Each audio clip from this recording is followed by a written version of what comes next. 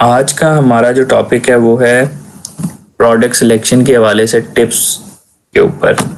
और इसमें हम देखेंगे कि कौन कौन से चीज़ों को आपको ख्याल करना पड़ता है, माइंड में रखनी पड़ती हैं जब आप प्रोडक्ट सिलेक्ट कर रहे होते हैं। तो यहाँ पे हमारे पास 7 टिप्स हैं। इन 7 टिप्स को हम सामने रखते हुए प्रोडक्ट को सिलेक्ट कर सकते हैं easily.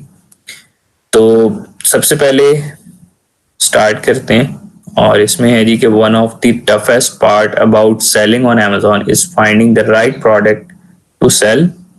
Pick something too niche and you run the risk of nobody hearing of it or needing it. And pick something too popular and the competition will be incredibly stiff. Likely Repricer Express has 7 pointers for you when it comes to narrowing the search on Amazon product selection.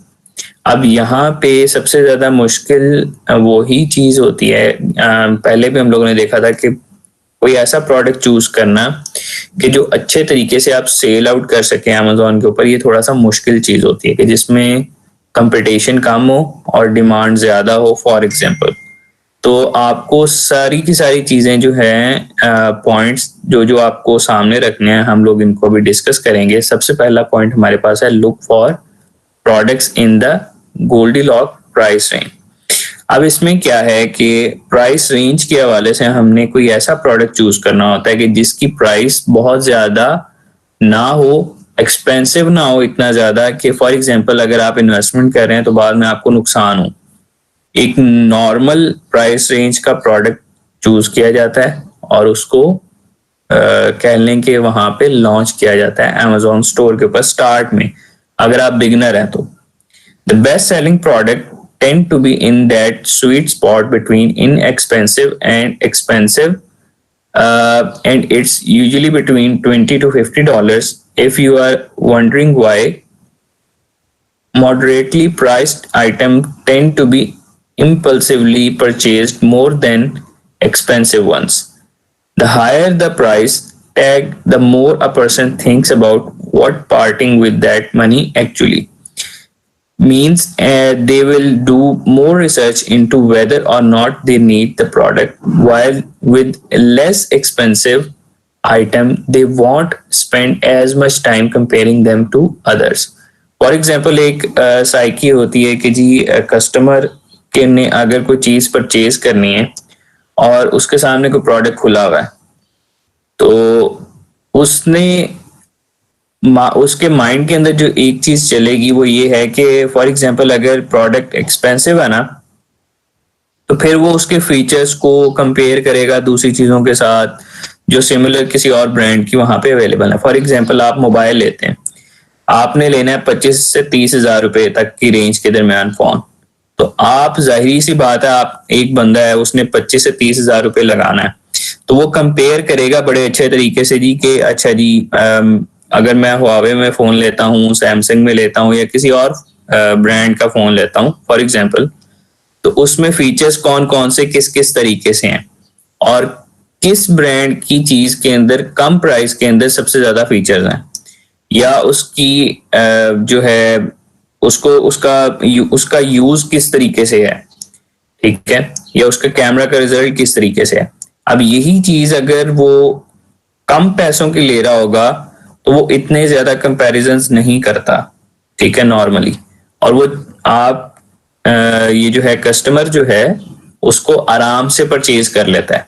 तो इस वजह से यहाँ पे जैसे अब बाहर के क्लाइंट्स हैं तो उनके माइंड के अंदर $20 से $30 की चीज इनफ होती है, और वो इतना ज्यादा उसमें कंपैरिजन नहीं करते, चीजों को चेक नहीं करते और नॉर्मली ऑर्डर प्लेस कर देते हैं।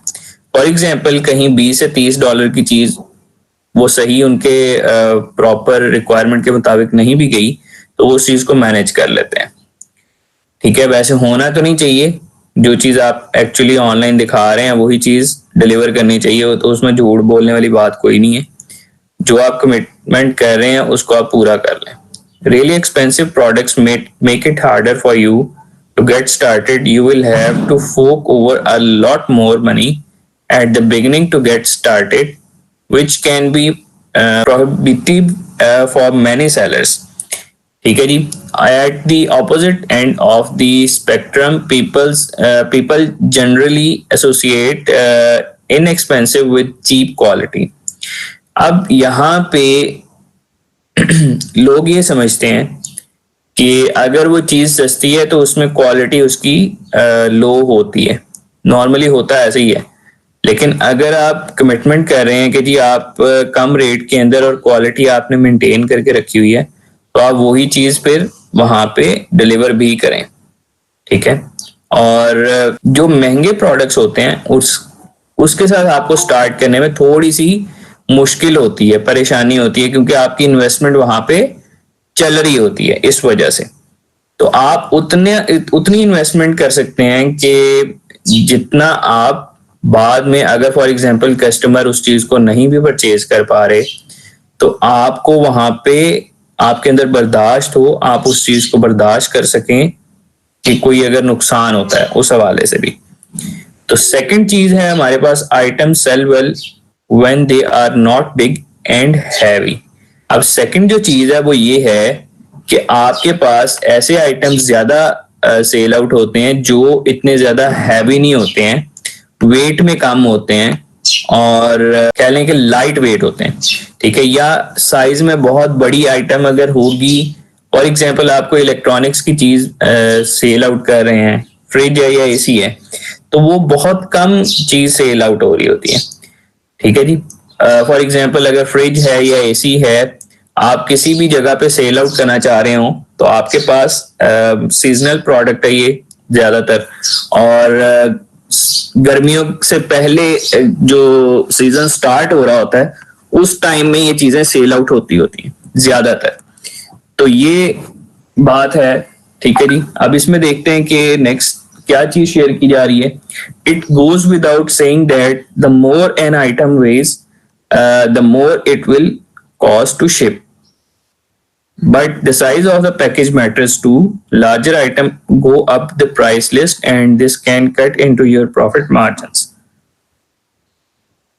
By picking something smaller and lighter, you can make shipping cost and FBA fee a lot more manageable. अब इसके अंदर फॉर एग्जांपल एक और इशू भी है कि अगर आपका प्रोडक्ट बड़ा है या हैवी है, ठीक है, या उसका वेट ज्यादा है या साइज ज्यादा है, तो उसकी शिपमेंट कॉस्ट भी उतनी ज्यादा पड़ती है. फॉर एग्जांपल आप कोई चीज डिलीवर करना चाह रहे हैं और वो है 30 किलो की. ठीक है जी. साइज उसका बेशक बहुत कम है लेकिन 30 केजी उसका वेट है, तो आपको शिपमेंट चार्जेस उतने ही पड़ेंगे वेट के हिसाब से.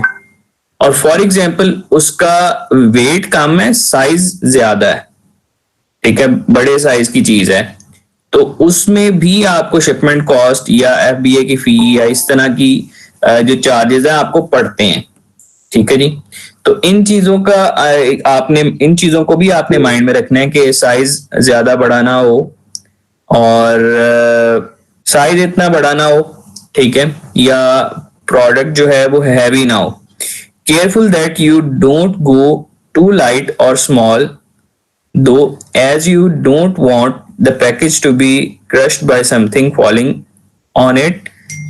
This can also be risk with heavy items or items with fragile inner parts like glass or electronics. Try and pick something sturdy, durable and easy to hold. अब आप एक चीज वही जैसे पहले मैंने आपके साथ शेयर की कि आपके प्रोडक्ट का जब साइज बड़ा होता है तो उसमें शिपमेंट कॉस्ट भी पड़ती है. इसके अलावा अगर वो किसी कंटेनर में लेके जाया जा रहा है और उसके साथ कोई और ऑब्जेक्ट्स भी पड़े हुए हैं, फॉर एग्जांपल कहीं कोई ठोकर लगती है या जंप आता है, बड़ा प्रोडक्ट किसी छोटे प्रोडक्ट के ऊपर गिरेगा, तो अकेला बड़े प्रोडक्ट का नुकसान नहीं है, साथ में पड़े हुए दूसरे प्रोडक्ट्स को भी वो नुकसान दे सकता है.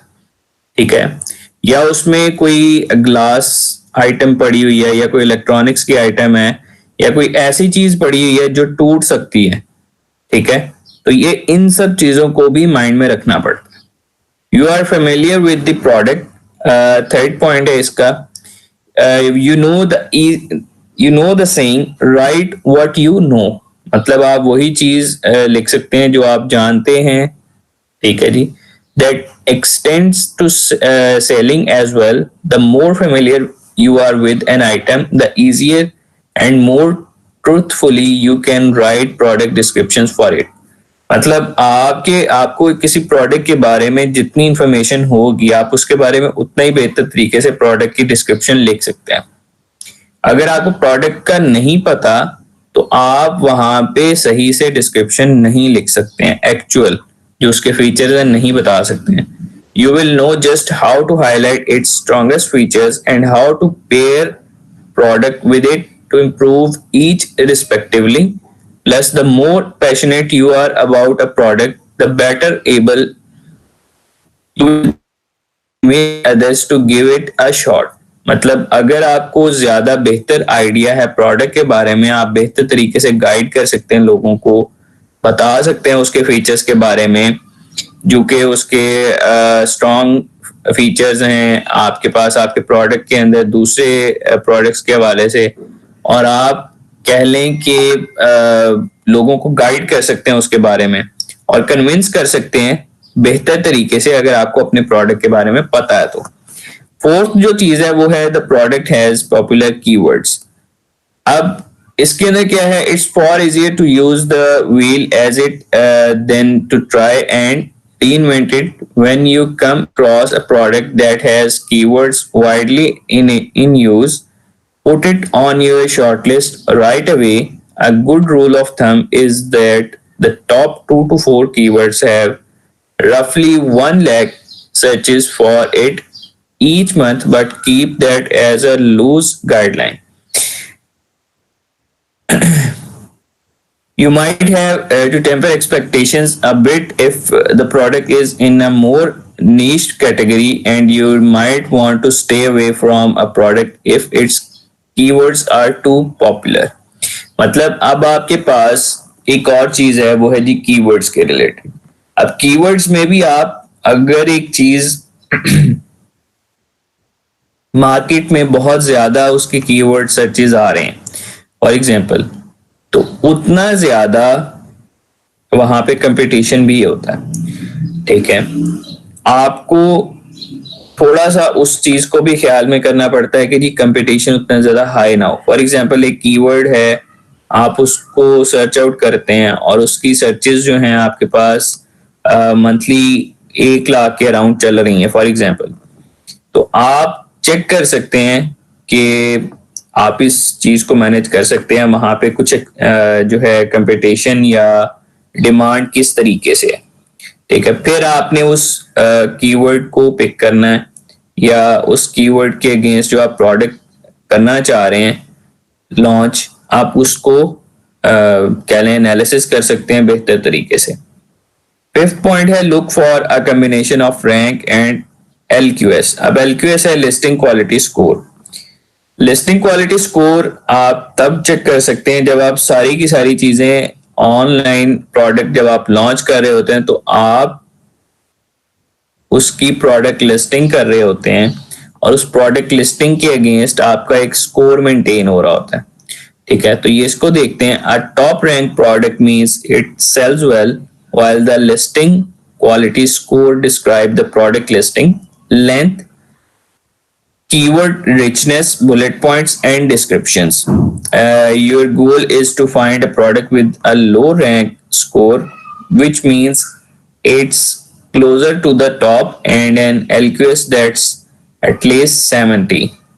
अब इसके अंदर आपके पास लिस्टिंग क्वालिटी स्कोर जो होता है वो आपके पास चल रहा होता है, और आपका ये जो लिस्टिंग क्वालिटी स्कोर है ये आपकी कीवर्ड की रिचनेस के हवाले से कि कीवर्ड कितना स्ट्रांग है आपका, बुलेट पॉइंट्स को देखते हुए फिर प्रोडक्ट की डिस्क्रिप्शन या टाइटल वगैरह सब चीजें उसमें मैटर करती हैं.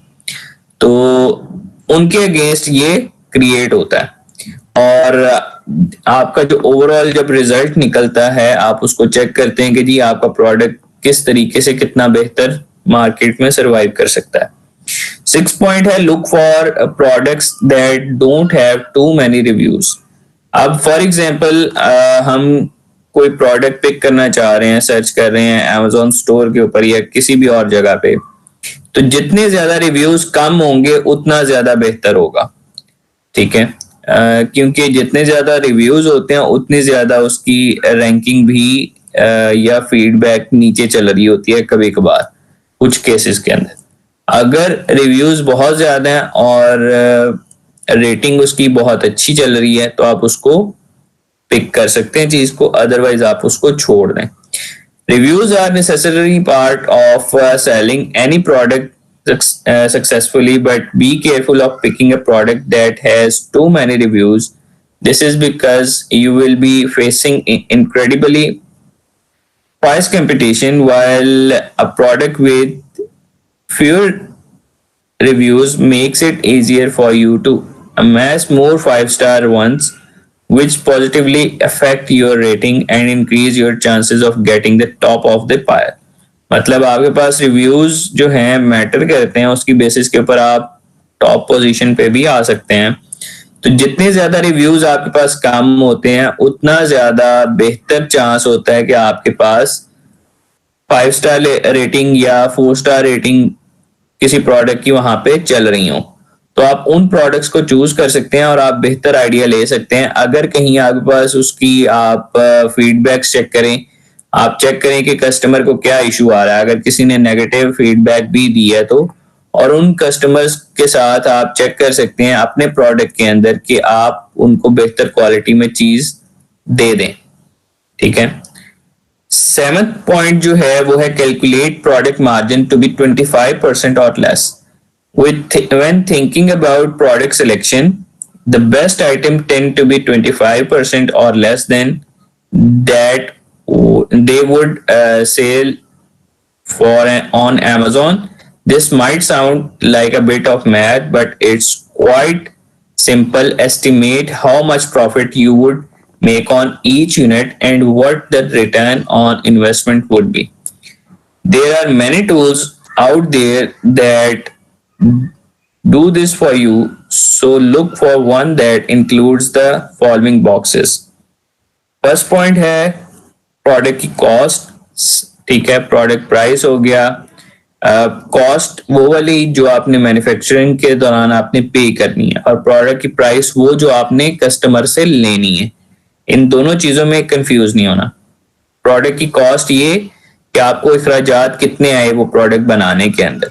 सेकंड बात ये कि प्रोडक्ट की प्राइस आपने वो पिक करनी है जो आपने कस्टमर से लेनी है, ठीक है। थर्ड पॉइंट है प्रोडक्ट का साइज, फिर आती है बात प्रोडक्ट के वेट की, फिर मंथली स्टोरेज फी की, पिक एंड पैक फी जो आपने प्रोडक्ट को पिक करना है या पैक करके डिलीवर करना है, ट्रांसपोर्टेशन चार्जेस और वो सब चीजें आपने उसके अंदर ऐड करनी है। फिर बात आती है मंथली सेल्स के एस्टिमेशन की, फिर टोटल एफबीए फी आपने काउंट करनी है, प्रोडक्ट का प्रॉफिट आपने कैलकुलेट करना है पर यूनिट के हिसाब से, फिर आरओआई। अब आरओआई क्या है? आपको रिटर्न ऑन इन्वेस्टमेंट, मैंने आपको काफी दफा बताया ये, ठीक है, कि जो आप इन्वेस्टमेंट कर रहे हैं उसके अगेंस्ट जो आपको रिटर्न आ रहा है वो प्रॉफिट है, ये लॉस है, वो आपका आरओआई कहलाता है, रिटर्न ऑन इन्वेस्टमेंट, ठीक है जी। नेक्स्ट चीज है sometimes it might be the more expensive और lower selling item that nets you the most profit, so look very carefully at products margin. मतलब आप प्रोडक्ट के मार्जिन के ऊपर बहुत ज्यादा आपको ख्याल करना चाहिए, क्योंकि आपके पास आप जो है उसमें प्रोडक्ट की ये जो चीजें आपके साथ शेयर की गई हैं, आप उसको माइंड में रखते हुए जो है कॉस्ट को, हर जो भी आपकी प्रोडक्ट के ऊपर लग रही है या आपने जो कस्टमर से जो प्राइस पिक करनी है उसके अगेंस्ट आपके पास प्रॉफिट के मार्जिन के ऊपर ये चीजें चल रही होती हैं। तो इन सब चीजों को आप माइंड में रख सकते हैं और प्रोडक्ट को सिलेक्ट करते हुए ये 7 पॉइंट्स आपके लिए मेन हो सकते हैं और इनको आपको माइंड में रखना चाहिए, ठीक है जी।